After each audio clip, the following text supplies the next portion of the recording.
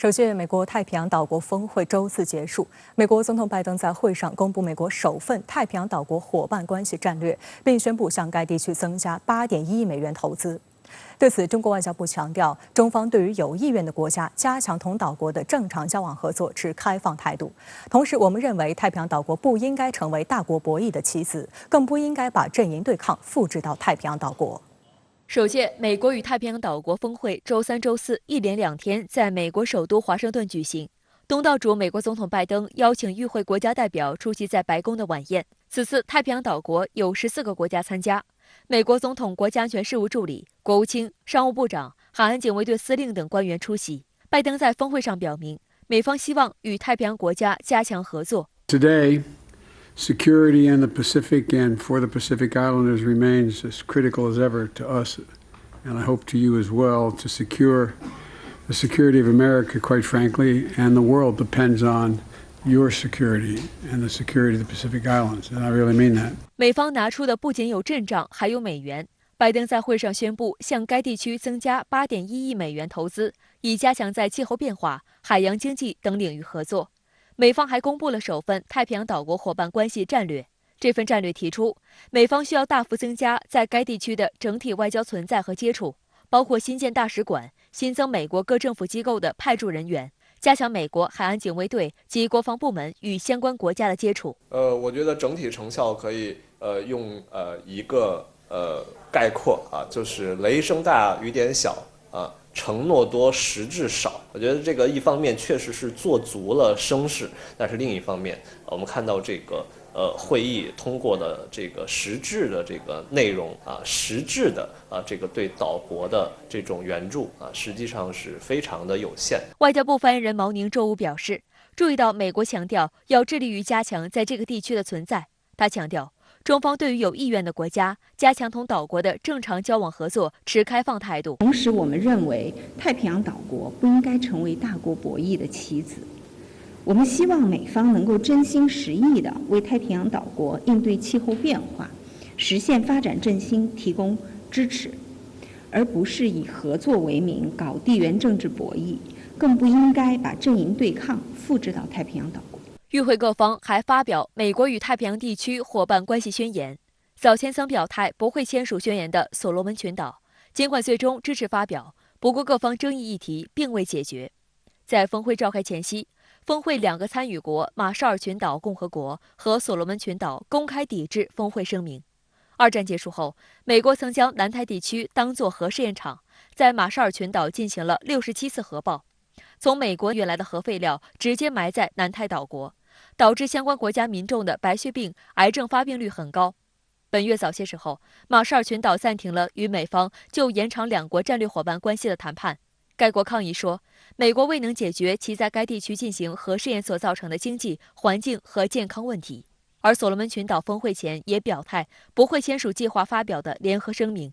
但所罗门群岛的拒绝留有回旋余地。上周在联合国大会一般性辩论发言时，所罗门群岛总理索加瓦雷表示，该国因为与中国的正常关系遭到不公平的攻击和诋毁。此次索加瓦雷去华盛顿，还打算就一些很具体的合作与美国进行谈判。另外，萨摩亚总理菲亚梅表示，太平洋国家和美国之间的声明相当笼统，并同时强调不希望看到美国在太平洋地区增加军事存在。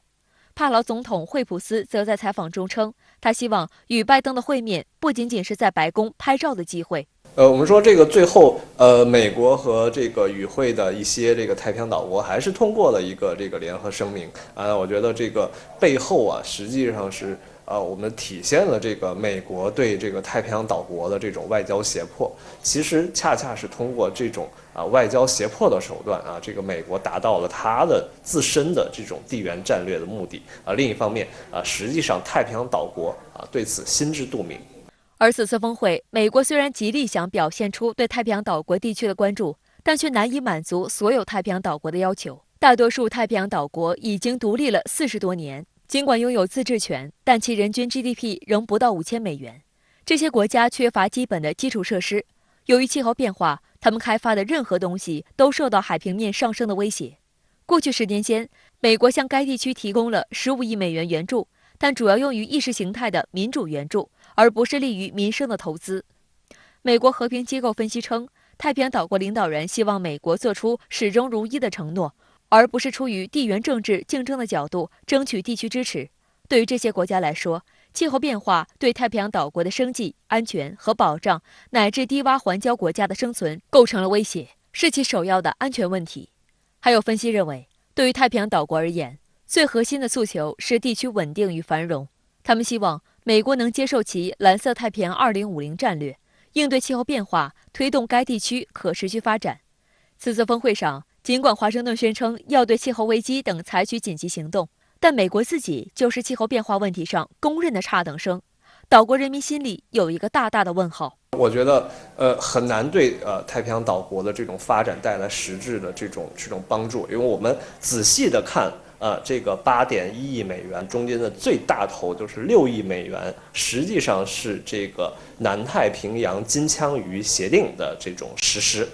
而这个实际上是太平洋岛国方面给美国的渔船在太平洋岛国水域捕金枪鱼的一种特权，所以这个不是美国对太平洋岛国的这种恩惠，恰恰相反，是美国在这个他以着自己的这种超强的这种政治经济的这种军事的实力在太平洋岛国的水域里享有的这种特权。美国之所以努力拉拢太平洋岛国，就是为了抗衡中国的影响力。虽然此次拜登在演讲当中没有提及中国，但是在峰会上发布的宣言却渲染称，该地区面临的一个挑战就是中国的压力和胁迫。对此，毛宁表示，中国从来不搞经济胁迫，坚决反对美方有关污蔑和抹黑。我们发展太平洋岛国的关系，始终坚持大小国家一律平等。我们的合作是充分尊重太平洋岛国的主权和意愿的，我们不附加任何条件，也不做强加于人的事情。所以我们坚决反对美方有关的污蔑和抹黑，这也不符合事实。环球时报社评认为，美国对太平洋岛国的态度，从二战后近80年的长期忽视，到为了遏制中国影响的忽然重视，不变的是后院思维，延续的是霸权逻辑。这种骨子里的傲慢与偏见，不是新开几个使团、高官走马灯式访问、口头宣称的大笔援助就能掩盖的。我们说太平洋岛国其实是心知肚明知道谁是自己真正的朋友谁是为了推进自己的这种地缘战略的利益。中国和太平洋的岛国加强合作是大势所趋是潮流所向这个是美国难以阻挡的。好，来继续关注北溪管道遭破坏事件的新进展。本周一，丹麦和瑞典附近水域的北溪2和北溪1天然气管道发生泄漏，目前为止共发现4处泄漏点，疑似由爆炸造成。对于究竟谁是破坏北溪管道的幕后黑手，俄罗斯与美国连日来展开激烈交锋。俄方直指美国是北溪管道泄漏的直接受益方，有必要自证清白。美国则断然否认，并指责俄罗斯是借北溪事件传播虚假信息。目前，北溪天然气管道已被发现4个泄漏点，位于丹麦和瑞典的专属经济区。周四，丹麦国防及环境大臣抵达伯恩霍尔姆岛进行视察，了解丹麦空军 F-16战斗机组对北溪管道泄漏的调查情况。瑞典、德国等直接受北溪管道爆炸影响的国家，也派出武装部队、海岸卫队等对事件展开调查。不过，俄罗斯没有在被邀调查之列。俄联邦委员会议员多尔戈夫表示，欧洲必须明白，没有俄罗斯的参与，就不可能对事件进行客观调查。俄外交部发言人扎哈罗娃周四专门强调，俄方希望欧盟的调查是客观的。在俄罗斯提议下，当地时间周五晚10点，联合国安理会将举行紧急会议，就彻查事件展开讨论。根据瑞典电视台周四的报道，北溪天然气管道股份公司北溪 AG 公司表示，北溪1和北溪2管道的损坏程度必须在管道排空后立刻进行调查，调查工作可能需要数周时间，目前无法回答损坏的严重程度以及是否可以修复，希望在10月2号或3号开始调查。有德国官员警告，如果不能迅速修复被毁管线，太多含盐海水会流入位于波罗的海海底的管道，造成不可逆的腐蚀。实际上，这次北溪管道泄露是好几个国家的共同损失。据北溪集团官网显示，该集团总部位于瑞士楚格，是由5家企业所组成的国际财团，成立于2005年，负责规划、建设和运营2条穿越波罗的海的1224公里天然气管线。其中，俄罗斯天然气工业股份公司国际项目有限责任公司持有该管道项目51%的股份，德国的2家能源公司各持有15.5%，共占31%的股份，而荷兰和法国2家公司各持有9%。这是个别国家或者说个别组织采取的活动。我个人觉得，最后的这个原因，可能还是要依赖于这个具体的调查结果比如说对这个爆炸物到底是什么样的爆炸物，还有呢，爆炸发生的时候周边的船只航行的轨迹进行调查，进行详细的调查，才会有一个具体的结果。是不是恐怖行动？到底是什么人实行了恐怖行动？我觉得这个都要依赖于调查最终的这个结果。自事件发生后，欧盟、俄罗斯等相关方均已认定泄露是蓄意破坏所致。尽管事故调查结果尚无眉目，各方的又一轮拉锯战已经开始，主角就是美国与俄罗斯。根据克里姆林宫周4发布的消息，当天在与土耳其总统埃尔多安的通话中，俄总统普京对北溪天然气管道遭到的破坏进行了评估，认为这属于国际恐怖主义事件。俄联邦总检察院也已就该事件以国际恐怖主义袭击罪名进行立案调查。值得注意的是，俄总统新闻秘书佩斯科夫当天就指出，这一前所未有的事件很可能是国家层面的恐怖主义行为。俄外交部发言人扎哈罗娃则直接点出，美国是北溪天然气管道泄露的直接受益方，有必要自证清白。Так вы себя перечитайте. Вы тогда поймете, кто же выигрывает от этой ситуации, от взрывов на Северном потоке и Северном потоке-2. Вывод из строя газопровода, если кратко суммировать то, что было сказано американскими официальными лицами за последние много лет, позволит Соединенным Штатам нарастить поставки своего сжиженного природного газа в Евросоюз. 扎哈罗娃还提到，7月时，北约成员国曾使用深海设备进行过演习，地点就在北溪事件现场附近。他强调，该地区遍布着大量北约的基础设施。根据俄罗斯驻美国大使馆周3发表的声明中提供的证据，就在事故发生的前一天，有美国军舰在附近活动，美方的无人机和直升飞机也在那里飞行。美国海军先前还在同一地区进行过水下爆炸训练。就在各方猜测谁是北溪事件幕后黑手时，波兰前外长希克尔斯基这2天释放的一些信息不断在社交媒体刷屏，其内容颇为值得玩味。希克尔斯基配了一张气体泄漏的海面图，上面竟写道：“谢谢你，美国。”不仅如此，他还转发了美国媒体于今年2月发布的视频。拜登在视频中称，如果俄罗斯入侵乌克兰，北溪2将被终结。但现在，无论是对美国的公开致谢，还是转发的视频，均已被删除。他解释称，之前的发言仅仅是自己对谁有动机、有能力这么干做的一次假设。扎哈罗娃指出，希克尔斯基的推特相当于这是一起恐怖袭击的官方声明。周4，拜登来到位于华盛顿的联邦紧急事务管理署，听取有关飓风伊恩的信息简报。在现场提问环节，一名记者向拜登提问道：“俄罗斯是否应对北溪管道泄漏事件负责？” Do you hold Russia responsible for the rupture of the Nord Stream pipeline? Let's stick with this, okay? This is an important international issue. There's a lot of important international issues, but we're here to talk about America. Okay, thank you. Thank you. 外界注意到，北溪管道事件发生后，美西方媒体在第一时间一致将矛头对准俄罗斯。美国有线电视新闻网周3援引几名西方情报官员的消息称，欧洲安全官员在事件发生时间的事发海域周边观察到了俄罗斯海军支援舰艇。这些西方官员表示，他们不清楚这些俄罗斯舰艇是否与北溪管道泄露事件有关，但会将其列入调查的目标。对此，俄方的立场是，俄罗斯自己毁自己的对外生命线，在逻辑上过于荒唐，这种指责有气无力。美国在波罗的海，它有舰队，有军事存在，美国也有这个能力。美国也一直反对这条管道的修建，这2条管道的修建，反对俄罗斯和欧洲之间的能源的这种合作。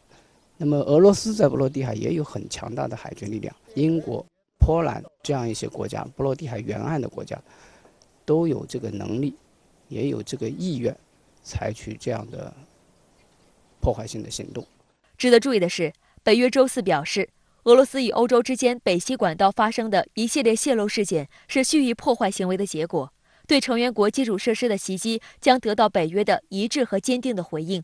华盛顿邮报指出，该声明标志着该组织首次正式警告。环球时报前总编辑胡锡进发文指，人为大规模破坏海底输气管线，这是空前疯狂的袭击行动。它是让人想起全世界的海底有很多输油输气管道，更有很多通信光缆。破坏北溪管道相当于打开潘多拉的盒子，带动了新的想象力。胡锡进认为，谁破坏了北溪管线，或将成为新的长期历史谜团。因为即使某一方称他拿到了另一方作案的证据，另一方也绝不会承认。但是局势出现新的爆炸性，并且有可能引发连锁的爆炸性。接下来，各方在冲突中更加不守规矩，却是非常现实的风险。它让人想到，这场冲突很可能正在失控。这个事件确实非常的严重啊，因为它在一个多国的一个重要的一个基础能源项目采取了这样一个很恶劣的行为，那么而且是一个民用的项目，影响了多国的经济和民生，所以这是一个战争和危机升级的一个重要的一个征兆，所以这不是一个好现象。好，相关话题马上来连线特约评论员管瑶。管先生你好。有关北溪天然气海底管道泄漏风波持续发酵，美俄舆论互批对方是袭击黑手的指责也愈演愈烈。俄罗斯已要求联合国安理会周五商讨这一非常事件，那您对此怎么看？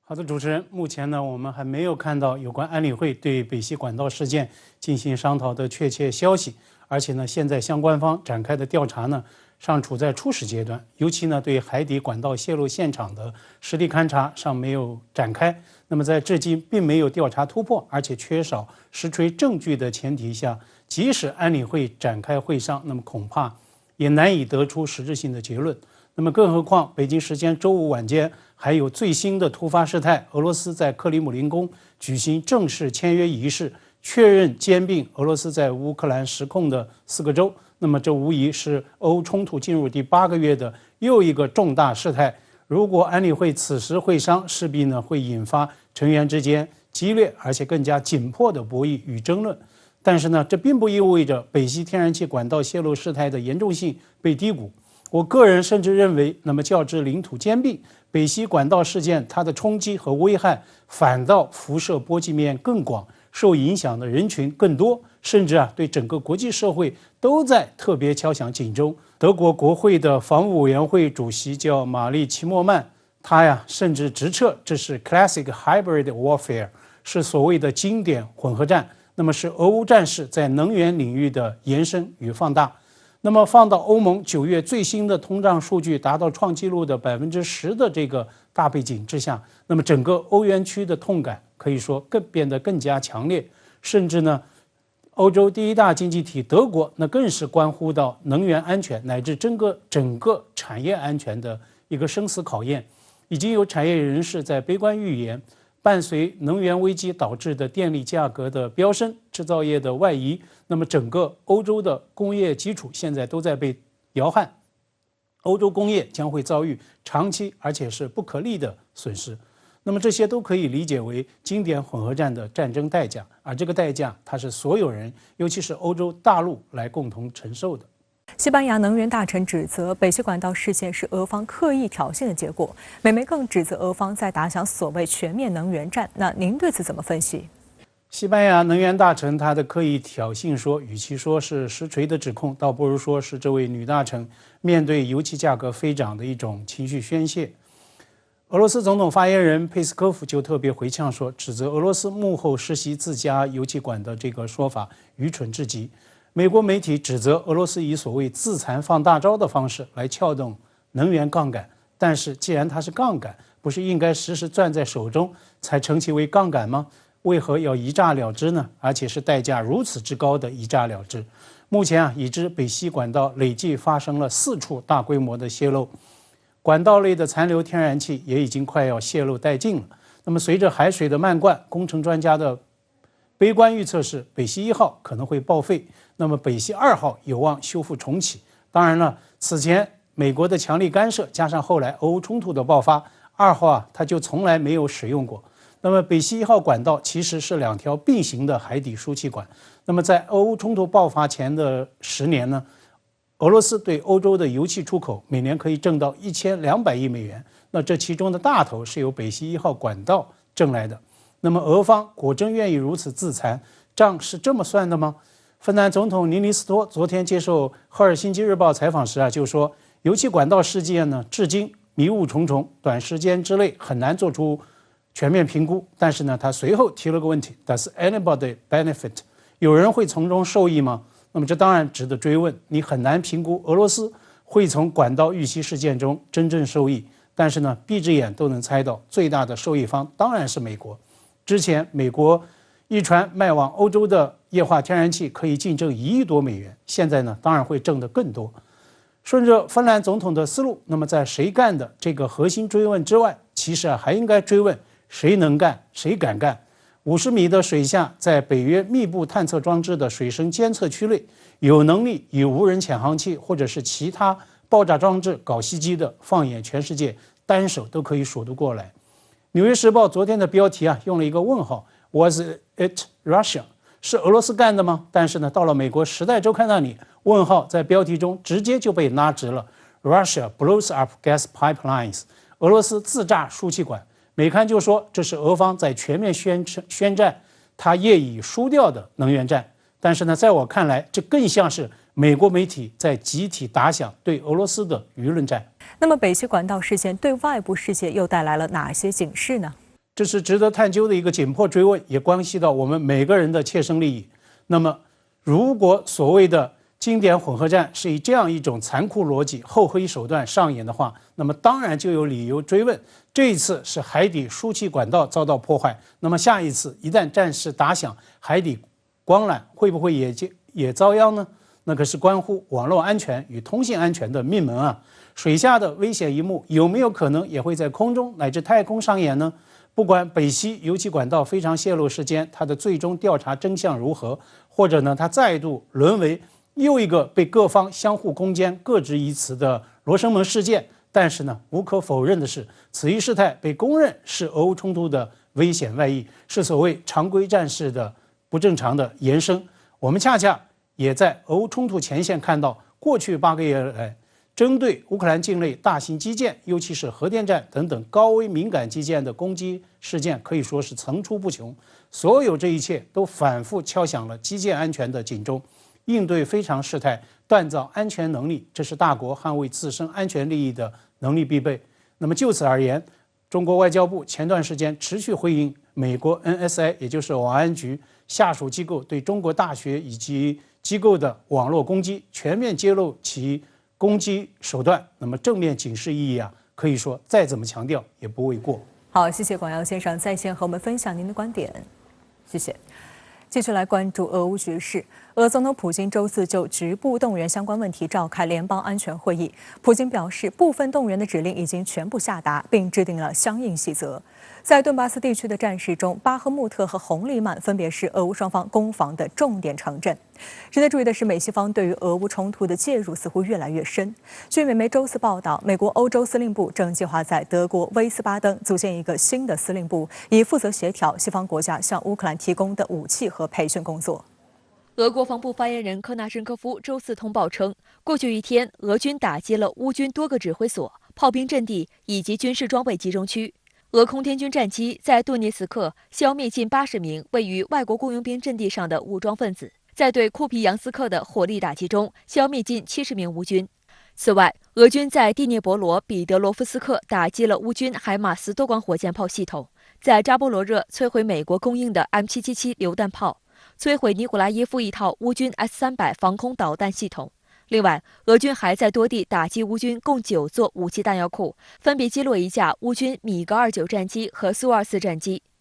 乌克兰武装部队总参谋部同一天也发布战报称，乌军过去一天在扎波罗热的托克马克市附近击毁3套俄军 S-300 防空导弹系统。乌空军发动16次空袭，打击俄军3个重要阵地、10个装备集结点。乌防空部队则击落4架俄军无人机和4枚空对地导弹。另外，乌导弹和炮兵部队继续对俄军无线电通讯、电子战设备、燃料库和指挥所等重要目标实施远程打击。在顿巴斯地区，巴赫穆特和红利曼分别是俄乌双方攻防的重点城镇，双方在这2个地方展开激战。Сейчас орудие ведет огонь по направлению Бахмут-Солидар между этими 2 городами. После того, как расчеты отстреляются, бойцы уходят вот в такую специальную вырытую щель рядом с орудием, чтобы избежать попадания противника по расчету при ответном огне. Вот сейчас вы отстрелялись, да? И теперь мы ждем ответочки. Да. Как думаете, четко они бьют? Метко в ответ? Бывает, попадают. 英美认为，俄军或将在未来24小时，最多48小时内失去红利曼。但俄罗斯国防部发言人科纳申科夫通报称，俄军在过去的1天击退了乌方在红利曼方向的进攻。值得注意的是，美西方对俄乌冲突的介入似乎越来越深。据美国《纽约时报》周4报道，2名美国高级官员透露，美军欧洲司令部正计划在德国威斯巴登组建一个新的司令部，以负责协调西方国家向乌克兰提供武器和培训工作。报道称，美军组建新司令部的目的在于为俄乌冲突后临时拼凑出来的队伍培训和援助系统提供一个正式的结构，大致参照的是该国过去20年来在伊拉克和阿富汗的相关经验。该提议获得白宫和五角大楼的赞成，目前已提交给美国国防部长审议，或在未来几周内做出最终决定。We continue to evaluate what will be needed and make provisions to provide that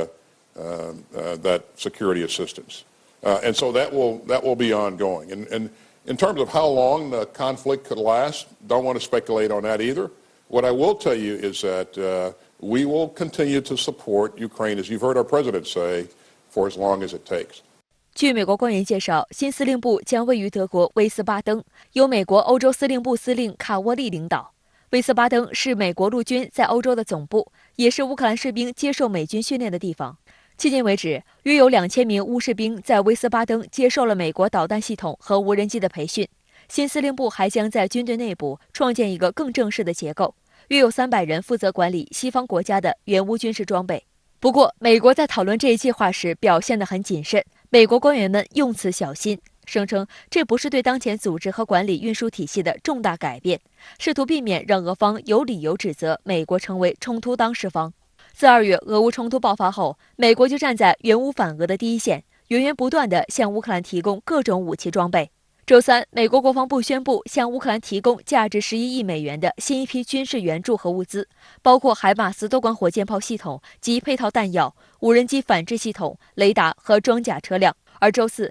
美国参议院又通过了一项短期政府拨款法案，计划再向乌克兰提供总额为123亿美元的经济和军事援助。但也有美媒指，美欧可援乌的武器库存其实已经快耗尽了。美国消费者新闻与商业频道网站周3报道，在美国军工行业，155毫米榴弹炮炮弹的正常生产水平是每年大约3万发，而乌克兰军人大约2周内就打光了这么多炮弹。报道称，欧洲援助的弹药库存也在走低。欧盟外交和安全政策高级代表何塞普·博雷利本月早些时候说，大多数欧洲成员国的军备库存即使还没有耗尽，消耗比例也已经很高了，因为我们一直在向乌克兰军队供应。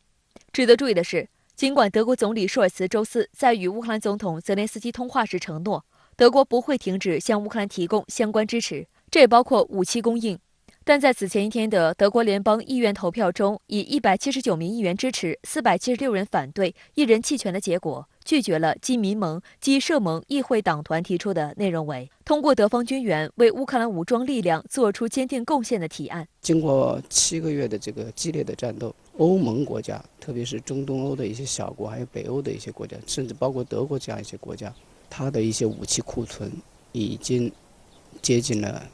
比较低的水平。但是对美国这样的军事大国来说，它有大量的武器库存，而且出现极端的情况，它可以从现役部队的装备里面直接调拨。所以我觉得，那么美国、英国这样的军事大国对乌克兰的这种武器供应还是可以持续下去的。周5上午，烈士纪念日向人民英雄敬献花篮仪式在北京天安门广场隆重举行。党和国家领导人习近平、李克强、栗战书、汪洋、王沪宁、赵乐际、韩正、王岐山等同各界代表一起出席仪式。壮阔的天安门广场上，鲜艳的5星红旗高高飘扬，人民英雄纪念碑巍然耸立。广场中央，祝福祖国巨型花篮表达着对国家繁荣富强的美好祝愿。花篮上，喜迎20大的字样传递着全党全军、全国各族人民对党的20大胜利召开的热切期盼。临近10时，习近平等党和国家领导人来到天安门广场，出席向人民英雄敬献花篮仪式。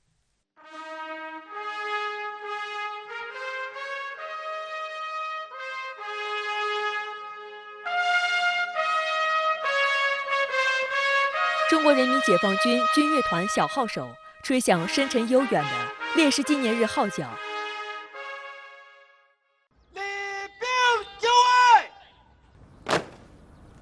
随着号令，3军仪仗队迈着铿锵有力的步伐，正步行进到纪念碑前，持枪伫立。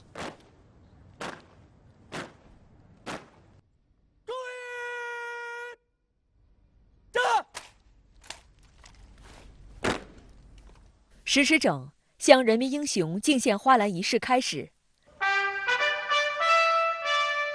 军乐团奏响《义勇军进行曲》，全场齐声高唱《中华人民共和国国歌》。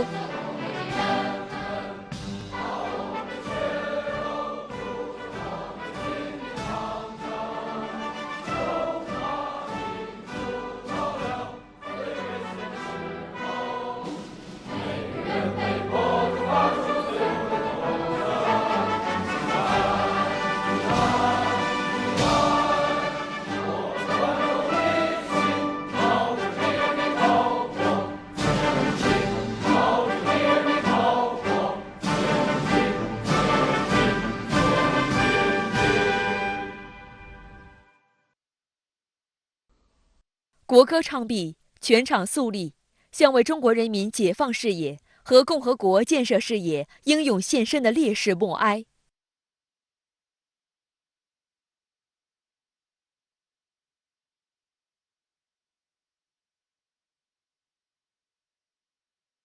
默哀毕，手持鲜花的少年儿童面向人民英雄纪念碑高唱：“我们是共产主义接班人”，并致少年先锋队队礼。